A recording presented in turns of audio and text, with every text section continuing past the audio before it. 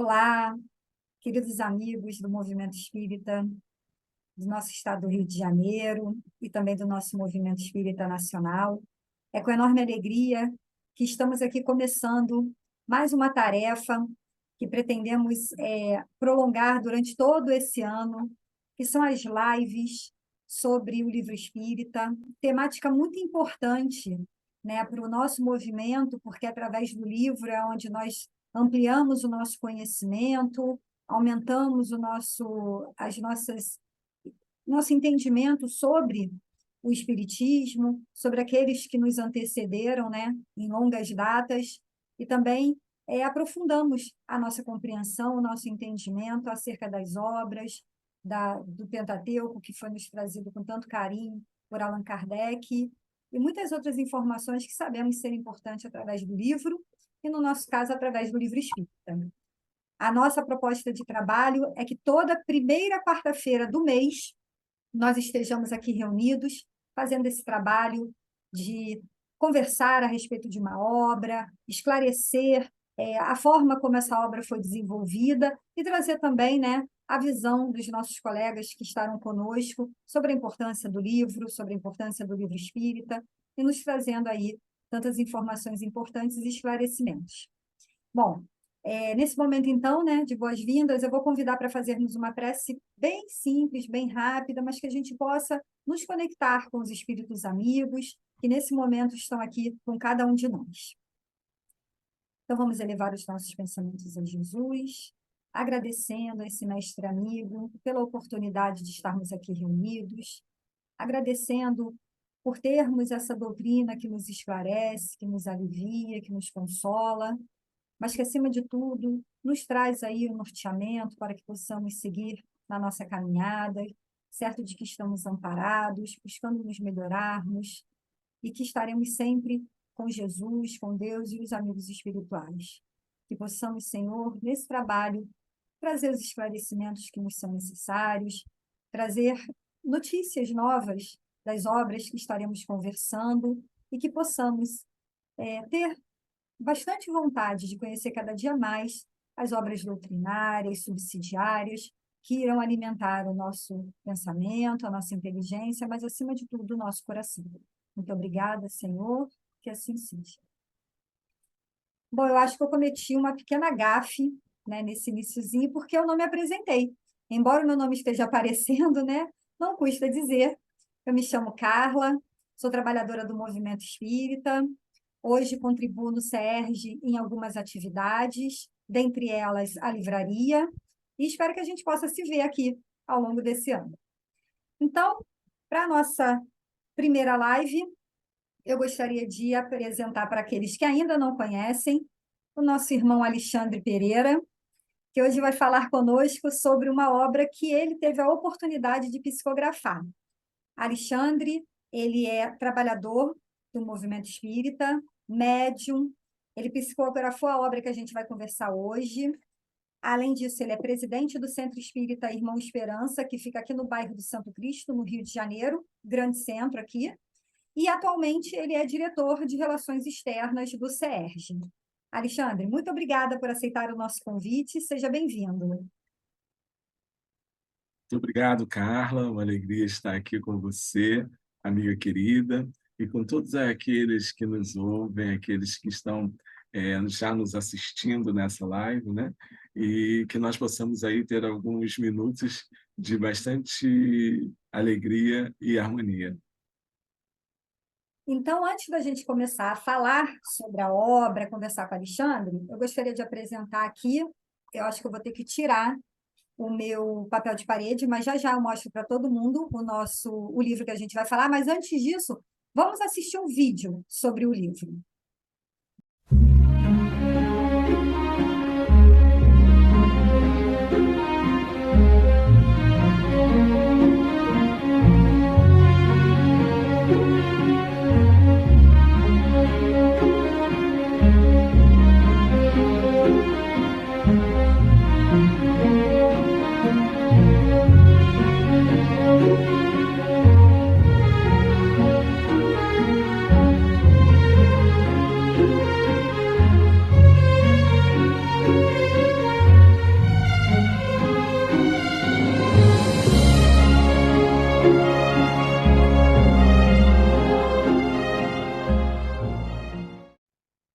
meus amigos, depois do vídeo que pudemos assistir. Agora sim eu vou conseguir mostrar a obra. Eu tirei aqui o meu papel de parede para que a gente possa apreciar aqui a obra que a gente vai conversar essa noite, A Semente da Esperança. Deixa eu tirar aqui os meus dedinhos. Então, aqui, ó, pelo Espírito Antônio de Jesus, psicografia de Alexandre Pereira. Então, é sobre essa obra que a gente vai conversar essa noite. Então, sem mais delongas, a gente vai começar já enchendo o Alexandre de pergunta. Alexandre, o que a gente sabe sobre o autor espiritual Antônio de Jesus?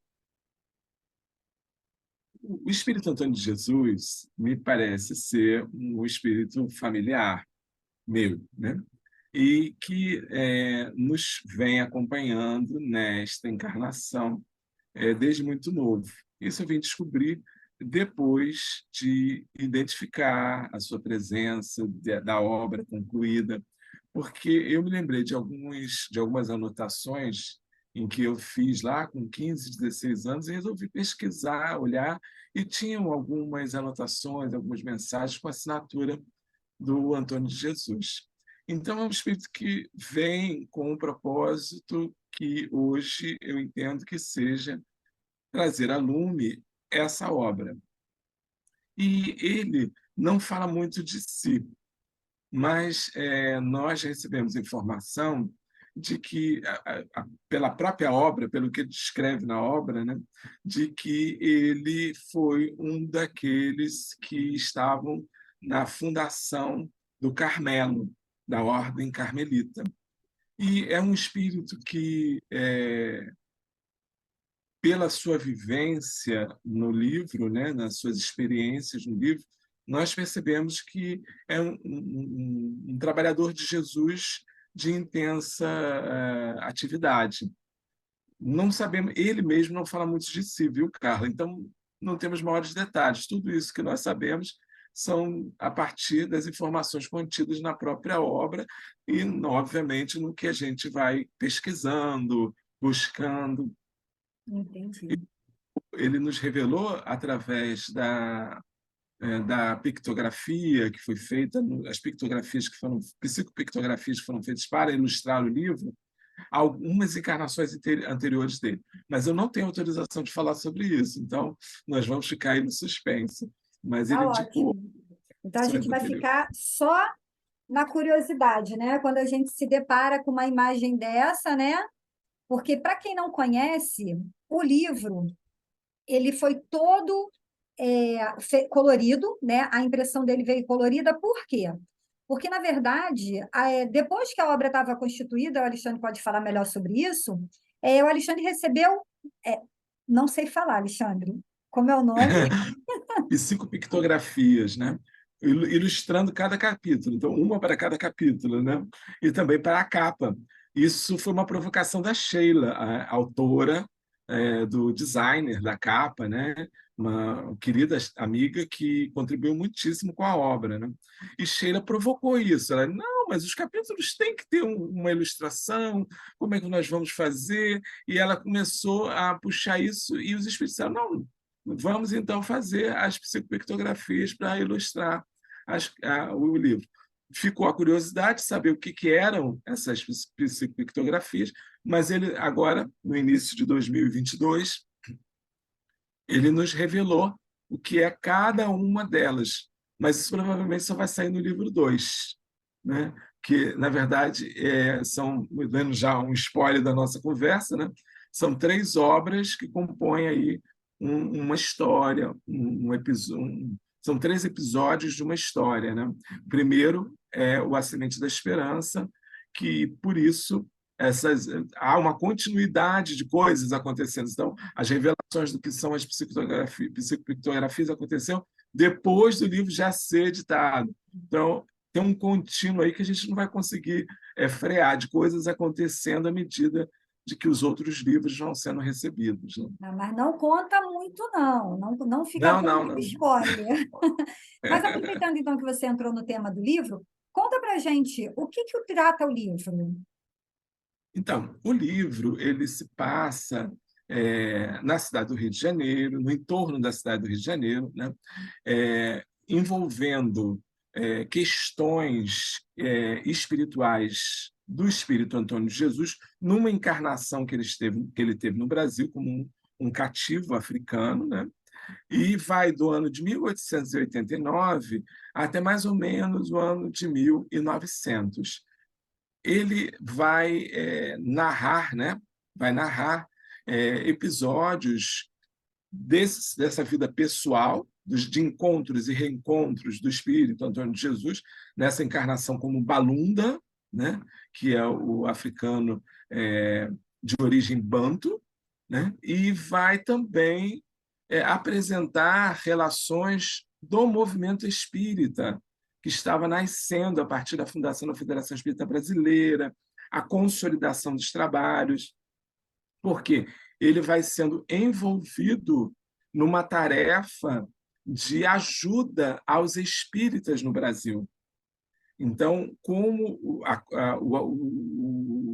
o mundo espiritual entendia que ele seria um bom instrumento para ajudar essa situação que estava acontecendo com os espíritas, né, perseguições espirituais contra os espíritas, a gente vai ver o livro, vai passar o tempo todo com Federação Espírita Brasileira, seus dirigentes, médios atuantes na época.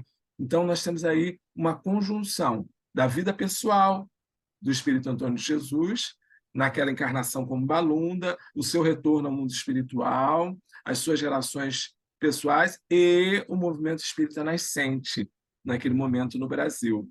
Então, é um livro que, para nós espíritas, é enriquecedor, além das lições que cada um de nós vai tirar a partir de experiências vividas, né? É verdade. Eu sou suspeita porque eu já li e realmente assim é encantador, ele realmente te puxa, te pega e te agarra e você não consegue parar de ler.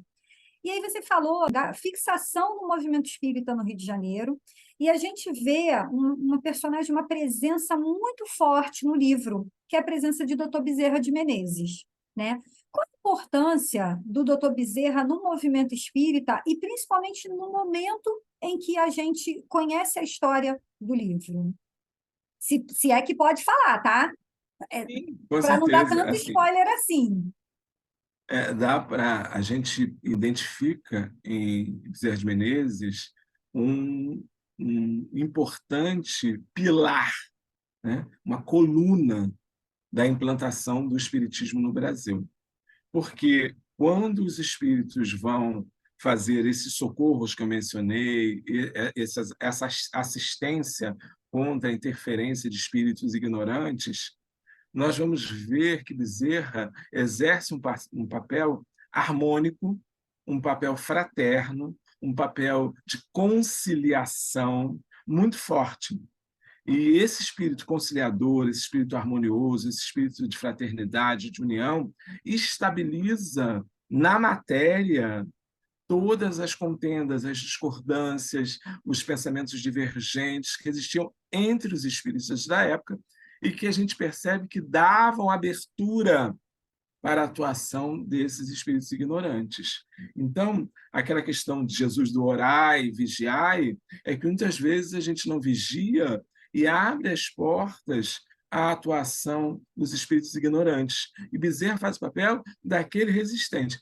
Claro que não é só Bezerra. Nós temos no livro Dias da Cruz, nós temos o Frederico Júnior, o Antônio Gonçalves do Nascimento, que eram médios dedicadíssimos. Nós temos todo um trabalho de outros irmãos, muitos anônimos, mas que deram sustentação a essa proteção vibratória, fizeram essa barreira vibratória, auxiliando a atuação do mundo espiritual, sempre presente, incessante no caminho do bem, da proteção, capitaneados, obviamente, pelo espírito Ismael, que é o nosso guia do nosso Brasil, mentor do nosso Brasil, e que fazia, nesse momento, um volume da chegada do Espiritismo, fazia o volume da implantação do Espiritismo no Brasil, recorrendo, que é uma coisa, sabe,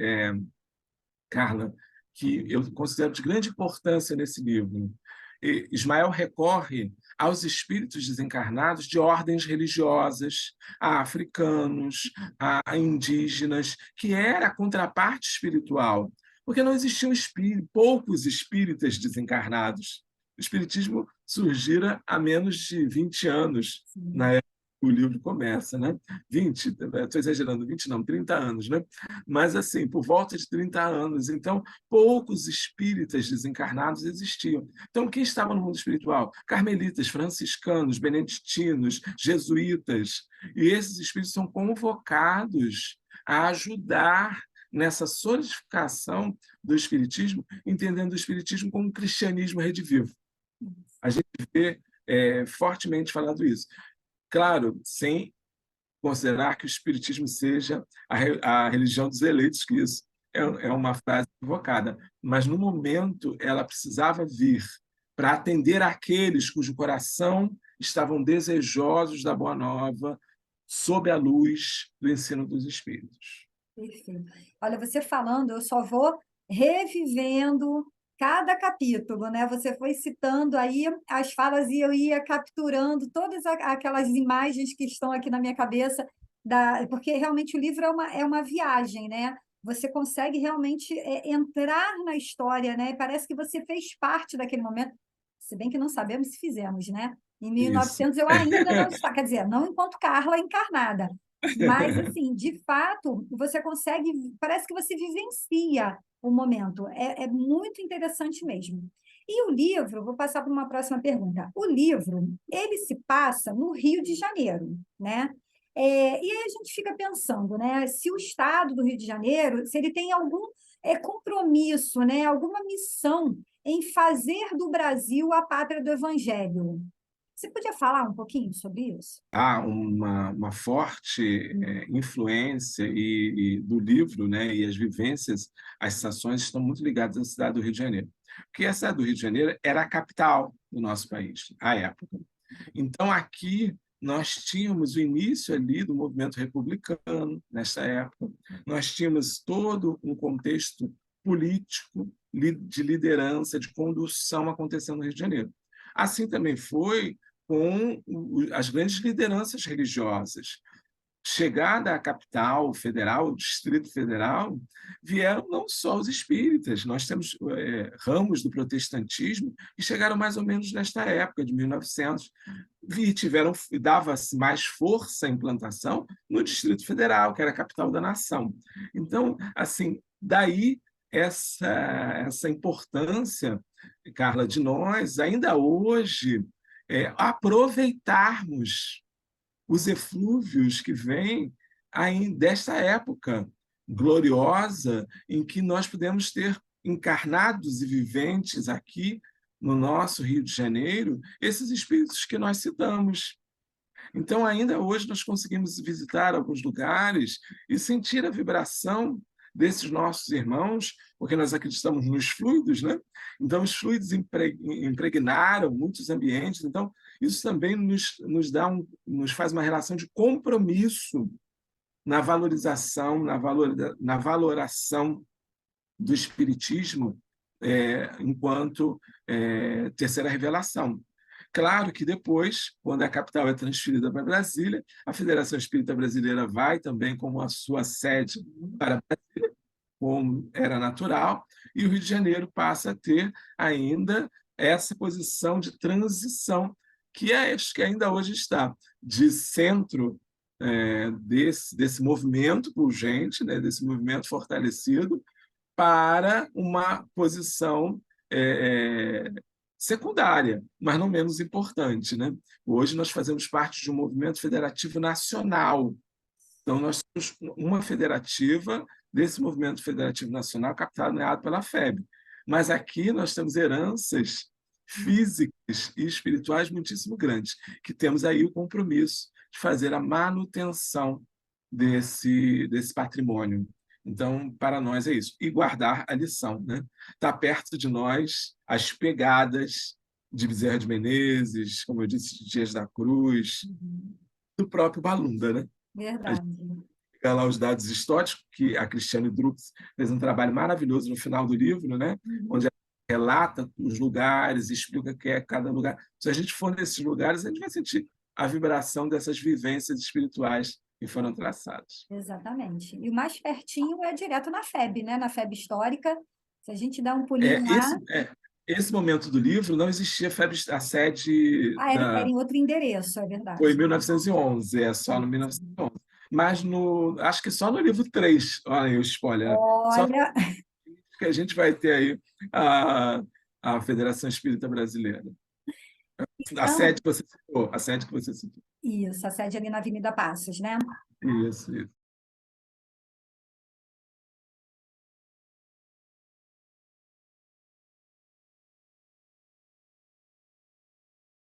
Para quem ainda não conhece, não teve a oportunidade de conhecer a obra, eu vou mostrar aqui mais uma vez.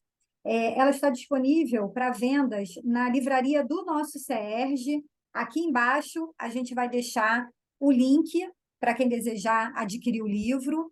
E aí, para poder, né, tirar aí, né, sentir esse gostinho aí dessa obra tão boa, tão gostosa de ler e de vivenciar, e de fato a gente vivencia cada momento aqui da obra, a gente participa dos cenários, é muito interessante realmente, quando você se mergulha na história, realmente você vivencia cada cenário que se passa.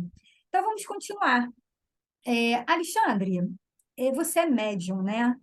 Nós já sabemos, né? Tanto é que a obra é mediúnica, né? Mas me conta uma coisa, como é que você se percebeu médium? Como é que aconteceu isso? Conta um pouquinho da sua trajetória para a gente. Obviamente, e eu sempre recomendo aos pais uma característica que para a educação é muitíssimo importante, que é o da observação. Eu não tive família espírita. Minha mãe é de formação evangélica, pentecostal, e meu pai de formação católica. Então, eu hoje lembro e sei que eu experimentei fenômenos mediúnicos desde a infância, o tempo todo. Cresci uma criança extremamente medrosa, porque tudo que eu via que era estranho, recebia informação que era o diabo, era o mal, era a sombra. E aquilo foi me tornando uma criança medrosa, um adulto medroso, até que por volta de 15, 16 anos, eu conheci uns amigos que eram espíritas, mais ou menos espíritas, umbandistas, e eu não conhecia direito o que era, né? E eles me levaram para uma reunião que eles faziam uma espécie de culto do evangelho, mas que tinha manifestação de espíritos.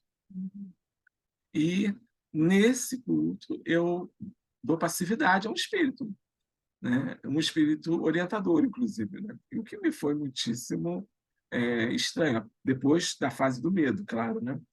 E isso foi muitíssimo estranho. Eu não conseguia entender, não sabia direito o que era, e fui, junto com essa família, me integrando a um ritual de umbanda.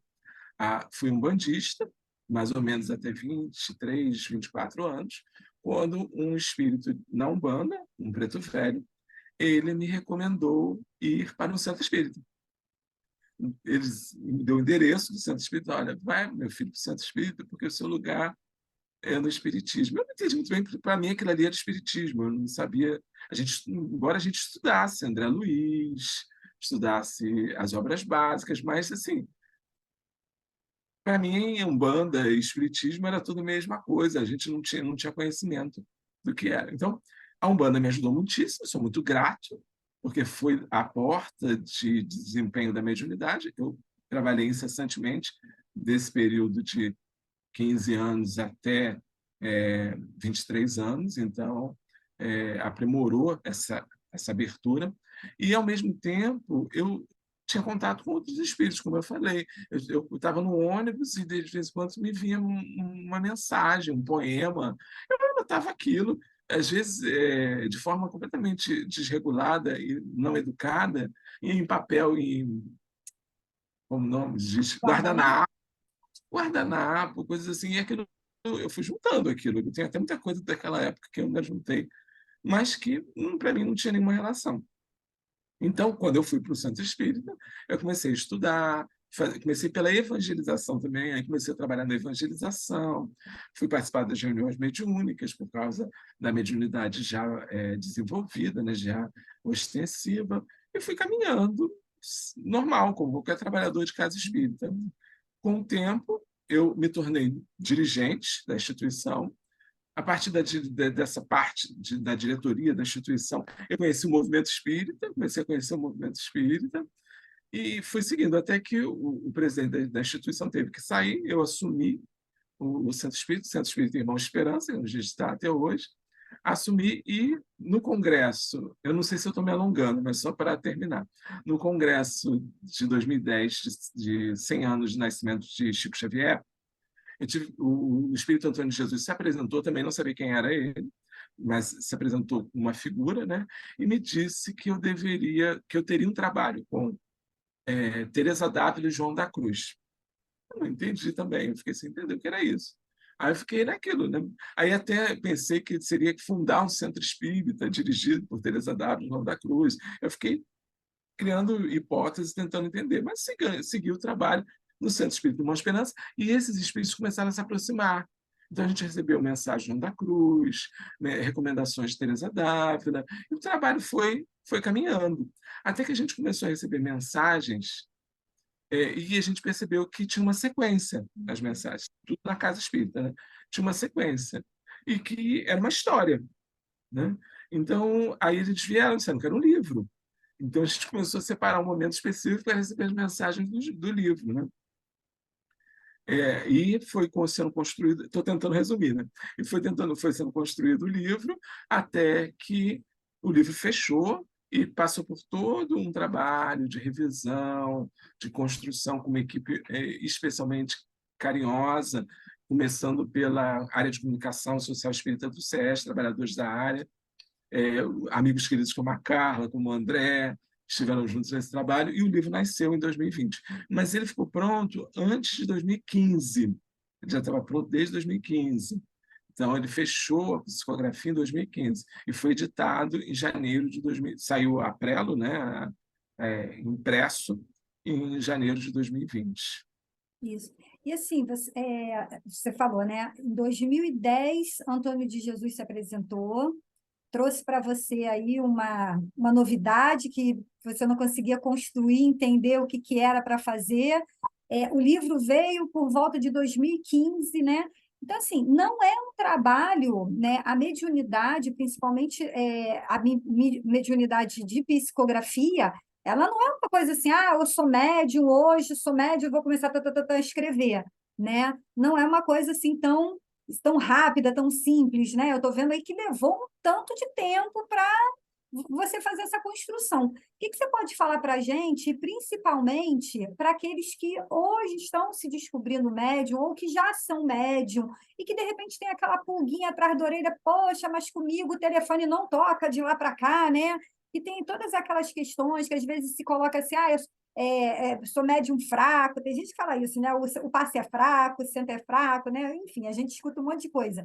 Mas o que a gente poderia levar como mensagem para os médiums? Então, eu percebo, Carla, que a mediunidade ela tem que ter propósito. Eu entendi isso durante a minha vida mediúnica, né? Ela não pode ter um propósito individualista, ela não pode ter um propósito egoísta, ela tem que ter um propósito coletivo. E por isso, quando o Chico dizia que o telefone toca de lá para cá, é porque ela precisa acontecer com naturalidade. Há de se esperar o tempo do mundo espiritual. Há de se esperar o tempo de maturidade do médium. Há de se esperar o tempo que o mundo espiritual considera adequado para que o conhecimento chegue às criaturas. Nós tivemos exemplos assim fortíssimos de Ivone do Amaral Pereira, onde Memórias do Espírito foi recusado e só foi editado anos depois, e é uma obra importantíssima. Então, assim, o médium ele precisa dessa resignação, dessa compreensão de que ele é, de fato, instrumento. E o instrumento não pode se reger por si mesmo. Não existe lugar nenhum isso. Já viu a enxada cavar por ela mesma?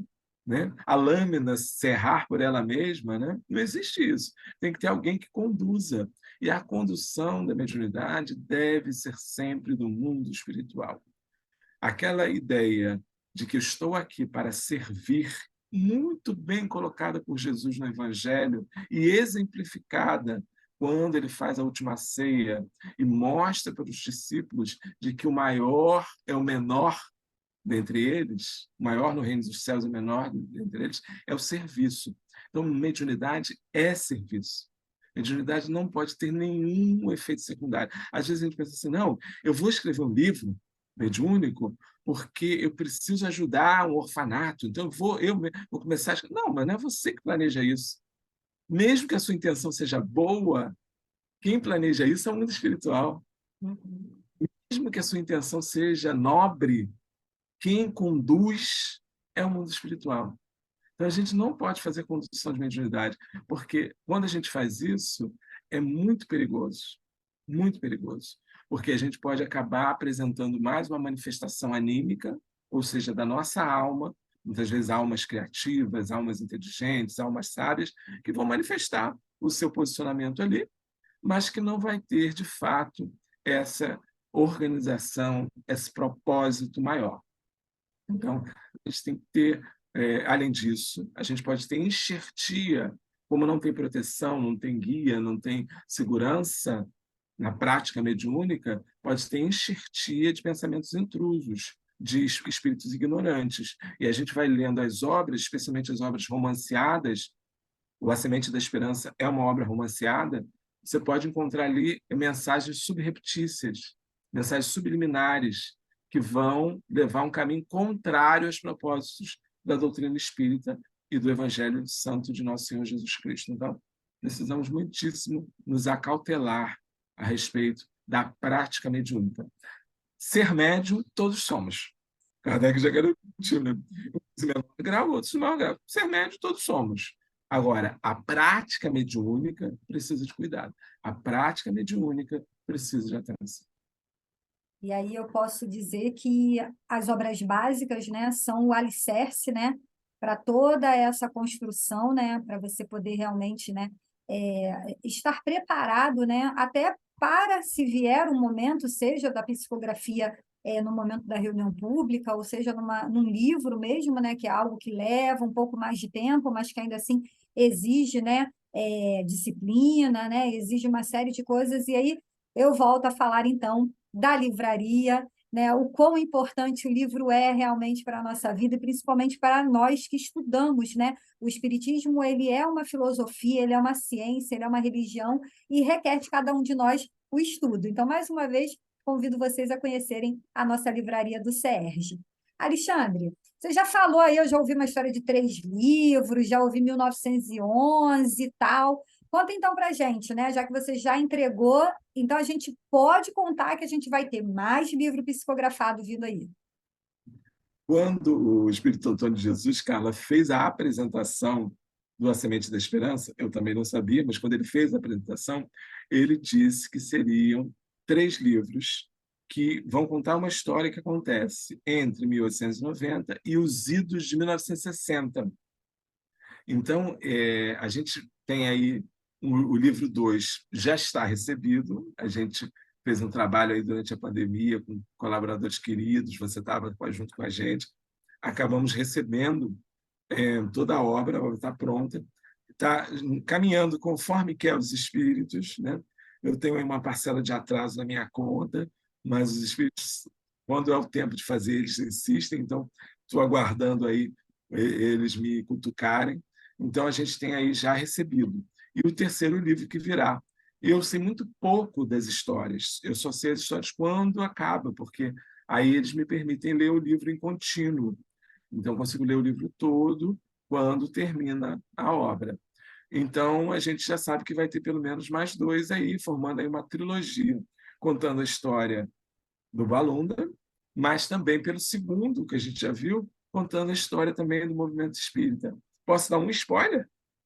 Pode, ó, e a gente vai querer uns 10, 20. Você pode até trazer o livro aqui para a gente. São 2 spoilers. O livro 2 ele começa logo no início, não no começo, mas logo no início, a gente tem a narrativa na contraparte espiritual do desenlace, do desencarne de Bezerra de Menezes. E lá, no final do livro, nós temos a reencarnação, o mundo espiritual, a visão espiritual da reencarnação do Chico. Então, são dois momentos assim emocionantes, belíssimos, que vão com certeza enriquecer os nossos corações, além de toda a saga do Antônio de Jesus, que continua no livro 2, né? A saga pessoal, né? De desenvolvimento pessoal, de experiências desse irmão e do seu grupo familiar, né? Seu grupo de espíritos familiares. É isso. Nossa, vai ser incrível, imagina, né? Ter a oportunidade, né? Mesmo que muito, né? Sem muitos detalhes, né? É, conhecer, né? O desencarne de Dr. Bezerra e ainda como é que se foi construída, né? Todo o ambiente, né? Para a reencarnação, né? De Chico Xavier, na verdade, do espírito, né? Que viria a ser Chico Xavier. Vai ser incrível, realmente. A gente já está aqui ansioso. Eu espero estar brevemente conversando com você sobre o próximo livro, que você pode dizer o título? O Não, título, ainda não. Ah, não, não pode, gente. Não acho pode, que não, o então. título não pode, mas assim, que a gente não tem registro, não tem nada Ah, ali. ok, ok, gente. Então, vamos ficar aí morrendo de curiosidade, como eu estou aqui, tá? Mas a gente vai sobreviver, não tem problema. Então, a gente vai ficar muito ansioso, vamos ficar aguardando aí, em breve, poder ter acesso também a essa obra. Então, mais uma vez, eu gostaria de deixar aqui para cada um de vocês o livro A Semente da Esperança, psicografia de Antônio de Jesus, pelo médium Alexandre Pereira. Está disponível lá no nosso Sérgio, na nossa livraria. Vamos deixar aqui embaixo o endereço da nossa livraria virtual, para vocês poderem acessar, conhecer a obra, e quem desejar adquirir, a gente envia aí para a residência de cada um de vocês, tá? Então é isso, gente. Olha, essa foi a nossa primeira live. Eu quero agradecer, Alexandre, mais uma vez, por estar conosco, pela disponibilidade de estar aqui falando um pouquinho sobre a obra para a gente. Muito obrigada, Alexandre. Eu que agradeço a oportunidade, desejo a todos muita paz. Então, gente, como não poderia ser diferente, vamos então fazer uma prece agradecendo, né, por esse momento. Jesus, mestre amigo, amigos espirituais, Deus nosso Pai, muito obrigada por esse momento de estarmos aqui reunidos, falando sobre Jesus, sobre as obras, sobre os ensinamentos que nos são trazidos por tantos irmãos queridos que cuidam de nós, mesmo quando achamos que não estamos, né, recebendo o amparo, o fortalecimento. Temos a certeza, Senhor, de que cada um aqui tem o seu amigo espiritual, tem o seu mentor, e tem tantos outros companheiros que estão aqui torcendo por nós, mesmo à distância, buscando, Senhor, nos amparar, nos fortalecer para que continuemos a nossa caminhada. Agradecemos mais uma vez por esta oportunidade de trabalho e que possamos nos reunir mais uma vez em breve. Que assim seja. Muito obrigada, pessoal. Até a próxima. Tchau, tchau, pessoal.